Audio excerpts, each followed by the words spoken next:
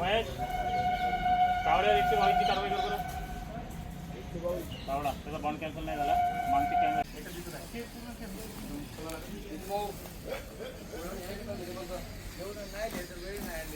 पैसे नाही ते 24 जायचे.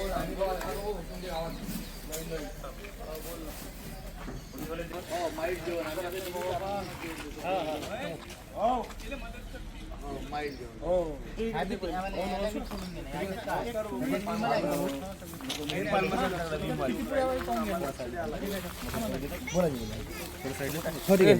एक टोटल निकडे दिलं. एक 10 कुटुंबाच्या मागे एक कॅन्सरचा रुग्ण आढळत आहे ना. पहिले माणसं खात होती इथपर्यंत ठीक आहे, आता शेतात जाणाऱ्या बाया खात आहे. अख्खे कुटुंब उद्ध्वस्त होत आहे सर. ची सखोल चौकशी झाली पाहिजे. हा माल कुठं बनतो, कोणाच्या माध्यमातून हा माल येतो.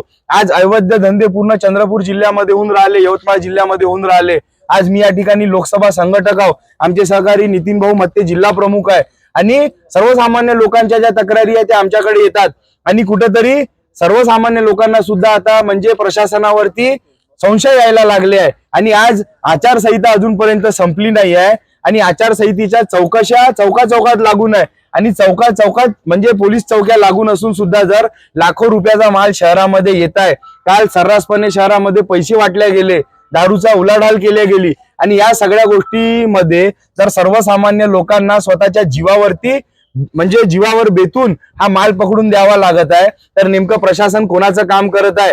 आणि जे लोक सर्रासपणे सांगत आहे की 50 लाख रुपये आम्ही हप्ता देतो, तर नेमका हा हप्ता कोणाच्या गळ्यामध्ये चालला, कोणाच्या खिशामध्ये चालला, याची सखोल चौकशी झाली पाहिजे. आणि आम्ही या ठिकाणी SP साहेबांना आणि आमचे उपमुख्यमंत्री एकनाथ शिंदे साहेबांना सुद्धा निवेदन देऊन राहिलो.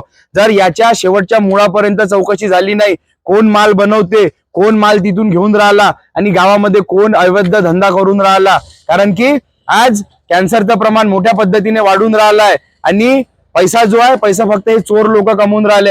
यांच्यावर कठोर कारवाई झाली पाहिजे. जर यांच्यावर कठोर कारवाई झाली नाही तर भविष्यामध्ये शिवसेना स्वतःच्या हातामध्ये आम्ही दंड घेऊ आणि हे जे लोक कारवाया करून नाही राहिले तर आम्ही स्वतः सक्षम आहोत यांच्यावरती कारवाया करायसाठी. आज आम्हाला गोपनीय बातमीदारानुसार अशी माहिती मिळाली की एक टेम्पो अशोक लेलँड कंपनीचा त्यामध्ये गुटखाची वाहतूक होत आहे आणि तो खंबाळा फाट्याकडून चंद्रपूरकडे जात आहे. गोपनीय माहिती मिळाल्यानुसार आम्ही लगेच पोलीस स्टॉप घेऊन आम्ही रवाना झालो. जिथून माहिती मिळाली होती तिथून त्या ठिकाणी पोहोचलो, परंतु टेम्पो तिथून निघून गेला होता. मग अशी पुन्हा बातमीदाराकडून माहिती घेतली की एका जुन्यामध्ये तो असल्याची माहिती मिळाली. त्यामुळे तिथं आम्ही जाऊन सदरचा टेम्पो एका घरी माल देऊन परत येत असल्याचे समजले. ड्रायव्हरला विचारात घेतलं. त्यामधील ड्रायव्हर मिथून घोटेकर हा ती गाडी चालवत होता आणि त्यामध्ये तपासणी केली असता बराच प्रतिबंधित मसाला, गुटखा, पान मसाला असे विविध प्रकारचे आणि वेगवेगळ्या कंपन्यांचे पाउचेस त्यामध्ये आढळून आले. त्यामुळे त्याला तिथेच ताब्यात घेऊन विचारपूस केली असता त्याने नेमकाच एका घरी माल टाकून आल्याचं सांगितल्याने पुन्हा परत जाऊन चालकाने दाखविल्याप्रमाणे एका रूममध्ये माल ठेवला असल्याची माहिती मिळाली. परंतु तिथे ज्याच्या जो भाड्याने घर घेऊन राहत होता तो तिथून पसार झाला होता. त्यामुळे घरमालकाला सांगून घराचे आम्ही कुलूप लावलेलं होतं त्यांना उघडायला सांगून ते उघडल्यानंतर तपासणी केली असता तिथे बराच तंबाखूचा साठा आढळून आलेला आहे.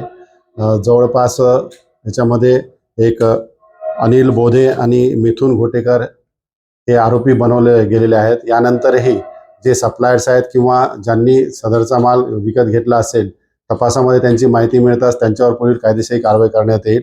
सदरचा मालाची मोजमाप अद्यापही चालू आहे आणि लाखोंच्या घरामध्ये सदरचा मुद्देमाल पकडला गेलेला आहे.